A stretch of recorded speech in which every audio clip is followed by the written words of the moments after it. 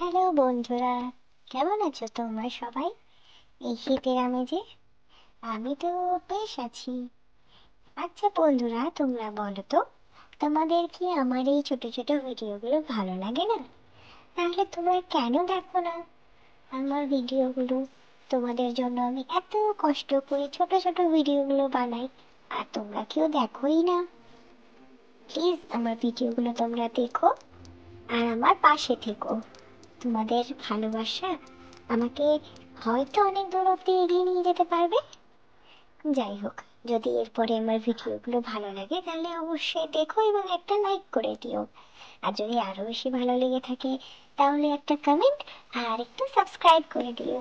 Thank you. দেখো না, এত ঠান্ডা পড়েছে যে আমি কানের মধ্যে একটা কিছু বেঁধেছি, হাতে আমার নীলকে নিয়েছি, লেপ ডাকা নিয়ে রেখেছিলাম। এবার একটু নিচে নামবো, কিন্তু আমি নামতেই পারছি না। আসলে অনেক ঠান্ডা পড়ে গেছে তো, আমার আর অত নামতে ইচ্ছে করছে না, হাঁটাচলা করতে ইচ্ছে করছে না, ভালোই লাগছে না। দেখো দেখো, আমি নামতেই পারছি না। যাই হোক, এবার একটু পেরেছি, একটু বাইরে থেকে ঘুরে আসি। ঘরে বসে থাকতে থাকতে আমি বোর হয়ে গেছি। যাই দেখি বাইরেটা একটু, কে কি করছে। বাইরে যেতে যেতে আমার চোখ পড়লো কিসে জানো? একটা চালের বস্তাতে। আর আমার তো ভীষণ ভালো লাগে এগুলো উল্টো পাল্টা জিনিস হাত দিতে, তাই নিয়ে এখানে দাঁড়িয়ে পড়লাম। কিন্তু মা আমাকে জোর করে ঘরে বসিয়ে দিয়ে চলে গেছিল। তারপরে মা আমার জন্য নিয়ে এসেছিল পাস্তা বানিয়ে। জানো, আমার খুব ভালো লাগে পাস্তা খেতে, আমি খুব ভালো খাই। পাস্তাটা খাওয়ার জন্য আমি দেখো কেমন করছি। খুব গরম ছিল জানো, এটা হাত দিয়ে আমার হাতের মধ্যে একটু চাকা পড়ে গেছে। ইস, কি গরম। আমি মাকে বারবার করে বললাম, না তুমি ফুলিয়ে ঠান্ডা করে দাও, এটা আমি খেতে পারবো না তো।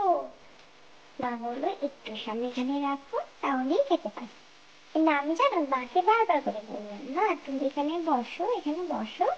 মা বললো না, আমার এখন অনেক কাজ, আমাকে যেতে হবে, তুমি বসো। তাই মাকে ব্ল্যাঙ্কেট করে দিলাম। মা বললো আমি একটু পরে আবার চলে আসছি। আমি তাও বললাম, না বসো না, বসো এখানে বসো। বলে, না না আমি আর বসবো না, তুমি ফোন দেখো আর খাওয়া খাও, ঠিক আছে? কিন্তু আমি তো ভীষণ জেদি, কি আর করা যাবে বলো?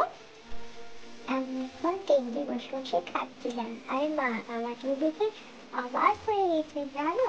আমি তো ফার্স্ট টাইম এইভাবে একা একা খাচ্ছিলাম, তো মা ভাবছিল আমি পারবো না খেতে। আর মা একবার চেক করতে এসেছিল যে আমি খেতে পারি কিনা।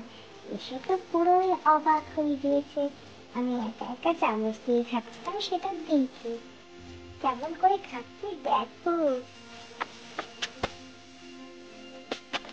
আমি পাস্তা খেতে খুব ভালোবাসি, তাই মা বানিয়েছে আমার জন্য। গরম, আমি মাকেও একটু খাইয়ে দিলাম। মাও ভালোবাসে পাস্তা খেতে জানো। আমরা দুজনে মিলে শেয়ার করে খাই, আমাদের খুব ভালো লাগে।